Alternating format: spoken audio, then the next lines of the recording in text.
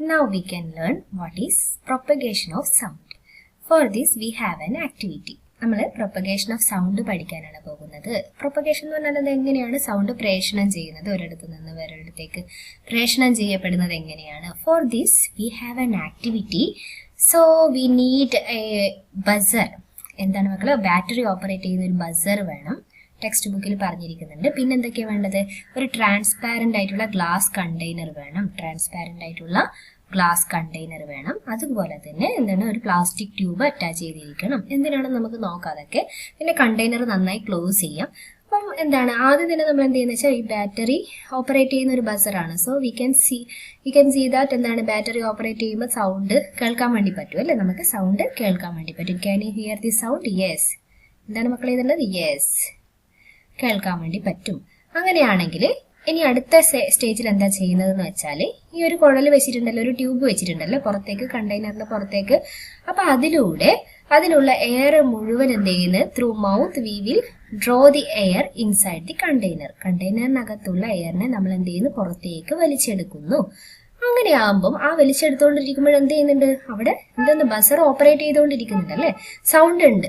അപ്പൊ ആ കേൾക്കുന്ന സൗണ്ട് ഡിമിനിഷ് ചെയ്യുന്നുണ്ടോ, കുറഞ്ഞു വരുന്നുണ്ടോ എന്നാണ് ചോദിക്കുന്നത്. അപ്പൊ എന്താണ് മക്കളെ, yes we can feel that എന്താണ്, സൗണ്ട് കുറഞ്ഞു വരുന്നതായി കാണാൻ വേണ്ടി പറ്റും.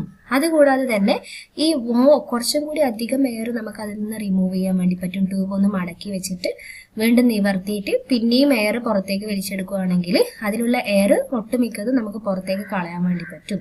അപ്പം എയർ പുറത്തേക്ക് പോകും തോറും നമുക്ക് എന്ത് മനസ്സിലാക്കാൻ വേണ്ടി പറ്റും എന്ന് മനസ്സിലാക്കാനുള്ള ഒരു ചെറിയൊരു ആക്ടിവിറ്റിയാണ്.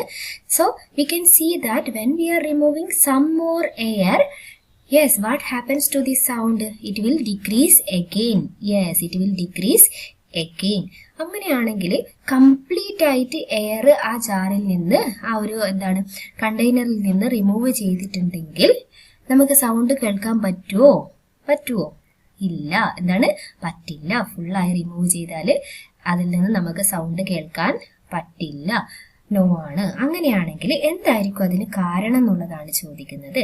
എന്താണ്, നമുക്ക് എയർ ഉള്ള സമയത്ത് ആ കണ്ടെയ്നർ, ആ ഗ്ലാസ് കണ്ടെയ്നറിന് സൗണ്ട് പുറത്തേക്ക് എത്തിയിട്ടുണ്ട്. എന്നാൽ എയർ റിമൂവ് ചെയ്യുന്നതിനനുസരിച്ച് എന്ത് സംഭവിക്കുന്നു, ഗ്ലാസ് കണ്ടെയ്നറിന് സൗണ്ട് പുറത്തേക്ക് വരുന്നില്ല.